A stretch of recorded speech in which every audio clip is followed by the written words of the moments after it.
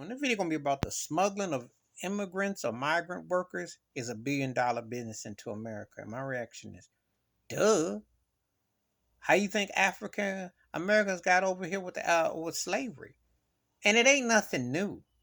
But see, America ain't never been held accountable for its past anyway. So when they use everything from Mexico and they hire, remember when the late Colin Powell slipped up and said Jose and Hecker were cutting his grass on the side, and he go, "Oops, I meant to say, ain't know what he was saying." People get in this country all the time. You know, doing how they get in is another matter, but they get in and they end up doing work under the table because it's tax exempt.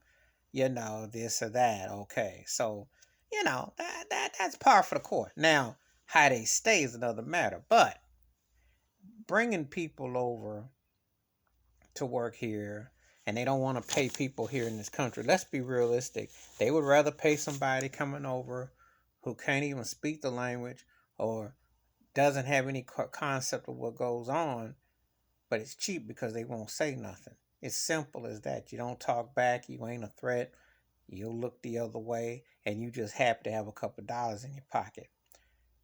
Slave mindset, which is very much what America's always been about. And so, yeah, it's $1 billion. It started with slavery. How do you think it got to rise the way it did? Everything that connects criminal activity that profits the good old boy system in America with 3Ks started with slavery. Still is to this day. That's how you get your foot ahead.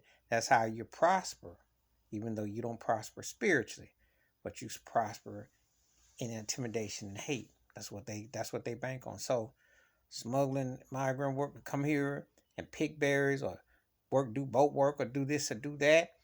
And there's nothing wrong with work. I applaud anybody that works no matter what you do for a living, period. Let me get that straight. However, what they do here is what they've always done.